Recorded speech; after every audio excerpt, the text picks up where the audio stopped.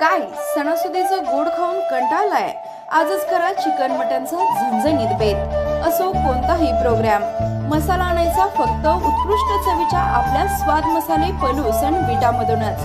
आता महाराष्ट्रातच नाही तर जगभरात कुठेही घरपोच मसाले आणि चटणीसाठी एक वेळ अवश्य भेट द्या।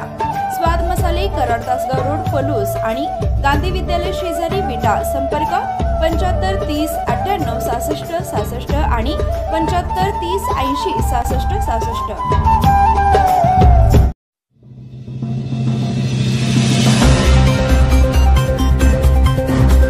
राज्यात नवे 75 नाट्यगृह सोलरवर उभारणार, सांस्कृतिक कार्यमंत्री सुधीर मुनगंटीवारांची मोठी घोषणा। राज्यात महासांस्कृतिक वारसा चालवला जातो, मात्र नाट्यगृहांची अवस्था समाधानकारक नाही। 21व्या शतकाला सामोरे जात असताना नाट्यकला क्षेत्रात आव्हाने आहेत, त्याचा विचार करावा लागत आहे।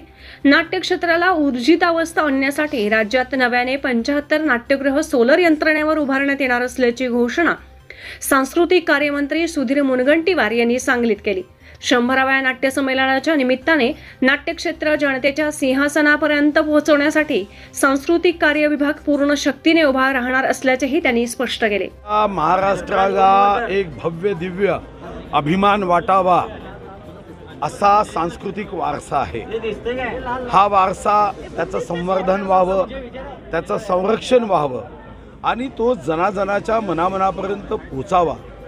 आपल्याकडे हौशी नाट्य कलावंत आहे, काही हौशी कलाकार आहेत, पण यांना नाट्यगृह उपलब्ध होत नाही। उपलब्ध झालं तर ते महाग होतं। राज्य सरकारच्या सांस्कृतिक कार्य विभागाचं फक्त आणि फक्त एकच नाट्यगृह आहे, रवींद्र नाट्य मंदिर। त्याचाही नूतनीकरणाचा कार्यक्रम आपण हाती घेतला, काम सुरू झालं आहे। पण यासोबत अमृत महोत्सवी वर्षाच्या निमित्ताने राज्याच्या 36 जिल्ह्यात 75 सिने नाट्य मंदिर करण्याचा आपण निर्णय केला। आणि हे सिने नाट्य मंदिर करताना यामध्ये काही PPP मॉडेलमध्ये करायचे, पण प्रत्येक सिने नाट्य मंदिर हे सोलारवर असावं।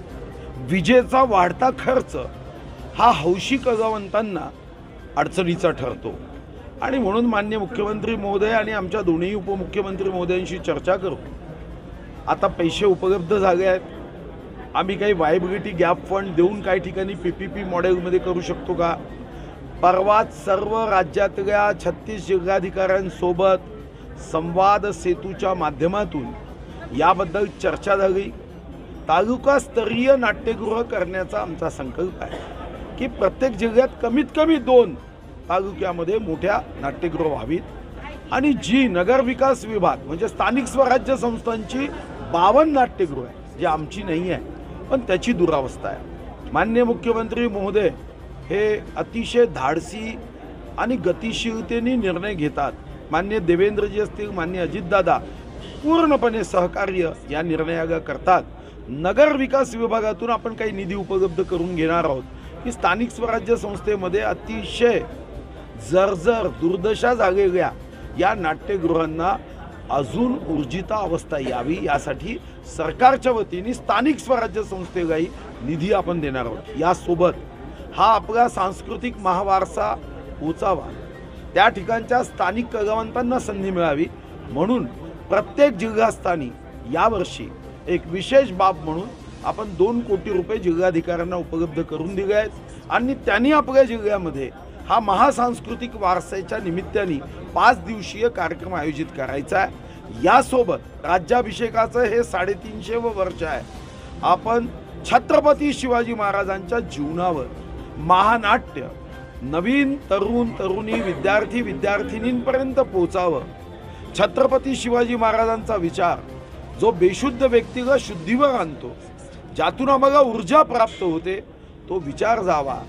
त्या 17व्या शतकामधला हा छत्रपती आमचा आदर्श राजा आहे। 2000 वर्षापूर्वी चाणक्यांनी ज्या राजाचं वर्णन केलं ते महाराष्ट्राचं हे सौभाग्य आहे, हे आमचं सौभाग्य आहे की तो राजा या देशात महाराष्ट्रात जन्म त्यांनी घेतला आणि म्हणून आपण हे महानाट्य सुद्धा करतो।